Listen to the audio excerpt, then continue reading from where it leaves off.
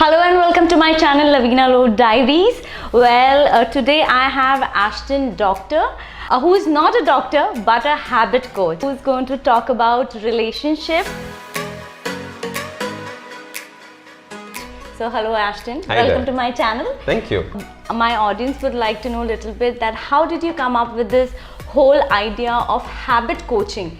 And how many coaches do we have in India? A little insight on your coaching. I love it. So the interesting thing is that there aren't any habit coaches in India because I had to create this industry. Basically what happened was I realized that people are so hung up about I need to do this, I need to do that, and then realize that they don't have the motivation or the self-discipline to do something. So I said that instead of worrying about all of that, imagine if we could break down what your goal is into small habits that you could do every day. Simple things that you did that are easy to do, and hence as a result become a part of your life. Interesting. So as soon as it's a part of your life, you don't have to worry about it anymore. That's fantastic.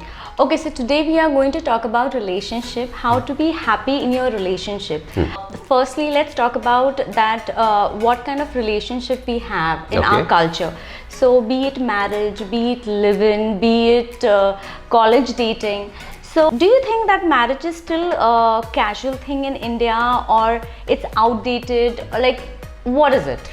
So I think marriage is still a very important institution because ultimately that's how our society has been created and that's how society was born for us. But there is a certain amount of change taking place in terms of the number of separations that are taking place, in terms of the number of divorces that are taking place, right? And the goal of a marriage originally was to have kids, make sure that the kids can grow up and you have someone to leave your inheritance for.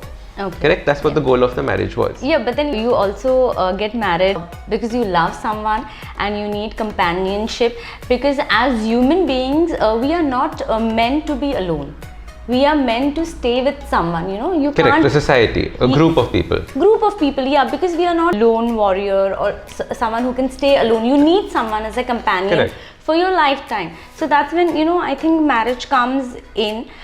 But what is this whole idea of being in open marriage and being in live-in? So is this idea come from West, and why has it come? Like, what's the whole idea? Are people not happy? Are people, they just want to move on?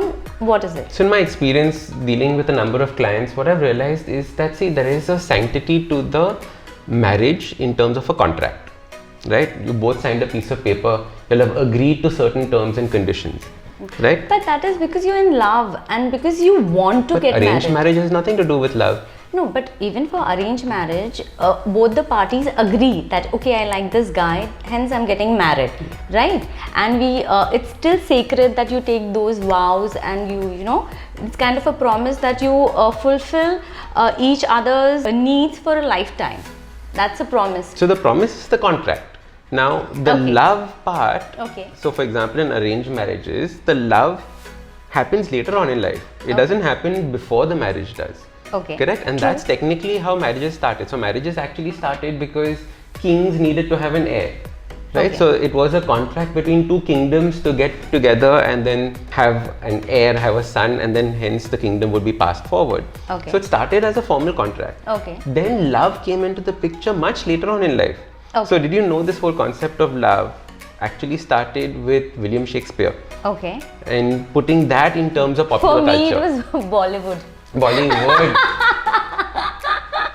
For me, it was... Which according to you is the best love story in Bollywood? I think I've seen like lots, and I think Bollywood has created that kind of, you know, that perfect man that with whom you fall in love and stay happily forever. So for with me, just that amount of tension in the beginning, and then it gets better over the period of time, huh? Right. So, in today's time, is it a casual thing, getting married, getting divorced? Like, why this is happening? Why people are not happy in a relationship? Like, how does it work? Or it is a lot of work to maintain your relationship, because when it comes to family, no matter what we do, our family is still with us. But when it comes to relationship, boyfriend, husband, you just move on. You know, why that kind of a casual love? I wanted to ask, what's the difference? I don't think it is casual anymore. What's happening is that, See, nobody gets into a marriage thinking that they're going to separate or thinking that it'll be an open marriage. Yeah. Right? But Everyone. I'm sorry, I'm cutting you. But at the same time, you don't write on a piece of paper that, okay, you're not my mom from today. You're not my dad from today. You're not my sister from today. That never happens when it comes to family. Maybe 1 in 1,000. But you disown somebody. Yeah, disown someone like this. But when it comes to marriage, boyfriend, girlfriend, it's like, okay, I'm done with you. Let's move on. I'll get another partner. So that's my point. Like why it is happening and what one can do to preserve that relationship. So I think it's very interesting to understand this thought about what is a relationship.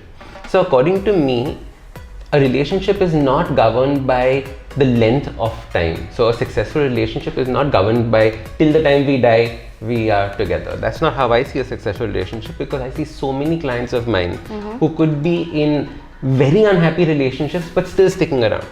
Right? They could be together for 50 years, but they're unhappy 30 years of that time. Now that is not, according to me, a successful relationship. Right? For me, a successful relationship could be 2 weeks, could be 1 month also. Yeah. As long as that 1 month was extremely special, as long as that 1 month was like the best time that you ever had. So the idea of thinking about a good relationship as only something that lasts a long time, I don't think is the right way of looking at it. Yeah, but also even though if you have good time, but not necessary that you part ways on a good note. Yes. Yeah, so you might have happy memories, but then you somewhere also feel hurt that you have broken up, you know, on so bad note and parted ways. So what can one do to preserve a relationship? Like, are there any habits one need to incorporate so that you can still preserve the relationship? I think one of the most important ones, especially when it comes to this in a breakup, is not to lose your identity in the relationship. So as soon as it becomes, you know, I call this and that person, and that couple becomes that one name, you know what I'm talking about, right? That's when an issue happens, because your identities are so closely linked that you can't separate. You feel that you've lost like 75% of your life. Instead, you have to preserve that 60%, 70% and make that person complete you in about 30% of the time. So that person enhances your life, he doesn't become your life. Correct. So you should not lose your own identity. Don't lose your own identity in the scheme of things when you have a relationship. Okay, that's a good tip. So Ashdin, tell us 5 habits essential for a happy relationship. Okay, super. The first and most important habit that we all should incorporate into a relationship is communication. Okay, communication is the critical bedrock of a relationship. Having the freedom to be able to have a conversation, allowing yourself to tell your partner that come sit down, I want to have a conversation with you about this, and be free. So the whole thought is, how do you create a safe space for you and your partner at that point of time? Perfect. Okay, because if you don't have a safe space, what happens is that people start lying because they're too afraid of either being judged or they're too afraid of the consequence that will happen because they say the truth. True. So unless you create that safe space, you're obviously going to get lied to. So I think it's important for you to take ownership on this whole communication thing and not expect it only from that person. Yeah, so you should basically not have a communication gap. Like it should be communicative. Like whatever problems you have, you need to share. And communicate also what you're expecting from the relationship. Correct. Right? Because half the time you're not clear on what you want, which is where the whole love loss starts taking place. Clash happens. Yes. Yeah. I've seen it in so many of my clients that one person's thinking something else, the other person's thinking something completely different. Yeah. And as a result, they're not talking the same language altogether. Correct. Because if communication is dead, that means your relationship is dead. Correct. Right? And communication leads to respect. And creating that respect between a relationship and between your partner is so important. Yeah. Right? The second habit, I love this one, is that stop having date nights. Okay? People keep thinking that we'll go on a date night, But I think date nights are stupid because it's the entire day has already gone past. By the time the night comes, you're tired. Correct? Yeah. You probably had a fight with your boss or with somebody in the office, maybe with your partner itself during that day. Yeah, right? True. And then you want to go on a date. Yeah, because you are like completely drained out and you don't have energy. You don't have energy. You want to be vitalized and vibrant for that person. For your date. So instead, have date lunches or date afternoons. And I think just moving that one small thing from a date night to a date afternoon makes a big difference. Wow, noted. So guys, date lunch. Date lunch. Date lunch, no date nights. Yeah, perfect. And then? The next one is this lovely concept called love languages. Do you know what love languages are? No, I need to learn one. They are so important. And it's so interesting. All of us have our own unique love language. Okay. And our partner has their own unique love language. Okay. Okay. So for some people, a love language is physical touch. So every time you touch them, they feel loved. Okay. Right? Yeah. A love language basically is whatever makes you feel loved. So for somebody else, it could be getting a gift could feel loved. I love gifts. There you go. That's your love language. I love gifts. Then somebody would like a lot of hugging, hugging person, kissing person. Correct. So you physical. need to understand the pattern of your partner. Yep. Okay. Okay. So there are 5 love languages. The first one is gifts. So what are you gifting? Right? That's something probably the person wants. Yeah. The second is time. Okay. Okay. Very Some important. people don't give time and are craving time from that person. So if you give them time, they're happy. Perfect, because I'm that kind of a person. Because if I'm in love with someone, so I should be your priority. And for me, time is love. Like if you're giving me time, that means I am your priority and you are in love with me. Correct. Yeah, so that's perfect. So the second one is time. Time. The other one is compliments. Some people feel loved when they are showered with compliments. Okay. Okay. The other one after that is service. Okay. This could be cooking a dinner.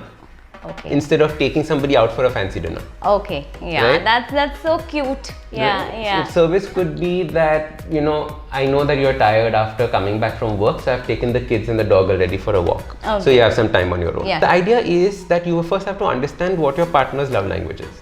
Okay. And what your own love language is. Okay. The best is when they're the same. Yeah. Right? One of these 5. Yeah. Otherwise, you have to learn how to be with your partner and the partner has to learn how to be with you.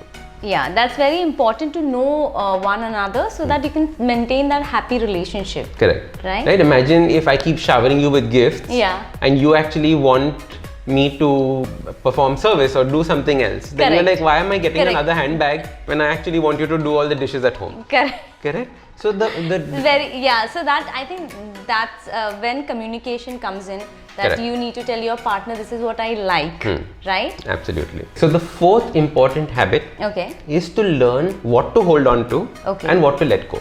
True. See, not everything you have to tell your partner about, not everything you have to start a fight about or argue about. There are certain things that you let go. Okay. Right? If the person's mother said something to you and you know it's going to disturb the guy, you don't have to go and tell him. Yeah. Right? True. So having that balance and that wisdom to figure out what to let go and what to hold on to is very important. Yeah, true, but sometimes like what I feel, see, you can slide off certain things, but if it's a serious matter, then what you do? So the idea is, ask yourself, will this matter to me in the next 2 months? Will this matter to me in the next 2 years? Yeah. Right. Because sometimes you fight, immediately. That's an immediate reaction. Suppose your partner cheats on you and you found out. Obviously, you're not going to be calm, You're going to go and so get cheating angry. on you is a different level. But, level. But like putting a wet towel on the bed. So I'm saying figure out what to have a fight about. Correct. Right? Like small things you can slide it off. Yeah, because small things, how big they can become in a relationship. True. Right? So to figure out what to hold on to and what to let go. And how important that person is for you. Correct. And do you actually want that person to suffer with a fight because of something like this? True. So And half the time, do you want to suffer yourself? Because it is going to play on your mind as well. Yeah, so you have to be very smart in your relationship to figure out that certain things are not really important to even argue on. Certain things you need to let go. Correct. Right? Yeah. Okay, perfect. Okay. Yeah. The last one is very important, and it comes back to the first point we had about how do you maintain your own individuality in a relationship. Correct. Okay. The most important thing to do in a relationship is to also spend time apart. Right? We all know couples who just spend all of their time together. Okay. Right? Yeah. But what happens is that sometimes becomes very unhealthy. Okay. Because nobody is growing as an individual. Okay. So you need that me time for yourself. You need me time or you need time with your friends. Okay. Without your partner. Yeah.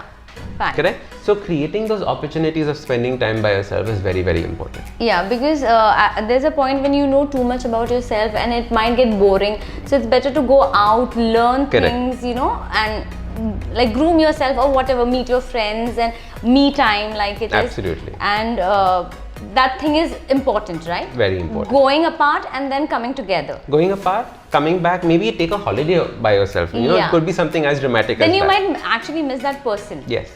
Right? Distance makes the heart grow fonder. Perfect. So I think, yeah, that's wonderful. So I have learned a lot and thank you for all your tips.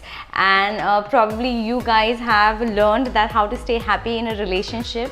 So thank you so much. Thank you so much. It was interesting talking to you and knowing about the tips how to save your relationship. Thank you so much. How to save and be happy in your relationship. Be happy in your relationship. Thrive in your relationship. Yeah. And if you have any comments, you can just, you know, write down. Also, one more thing, I wanted to know that how can people connect with you? Do you have a podcast or your website? Okay. So can you just tell our audience? Sure. So the best way to connect with me is on Instagram, Ashdin Doctor. I have a podcast called the Habit Coach Podcast. So you can find that anywhere on whichever service that you use for streaming music, or you can download the IBM podcast app. It's on that as well. Okay, that's fantastic. So thank you so much. Thank you. So like I always say, your love is my inspiration, so keep it coming. And if you like this video, do not forget to subscribe, like, comment and share. And also hit that bell icon so that you get update for my next video. See you. Bye-bye.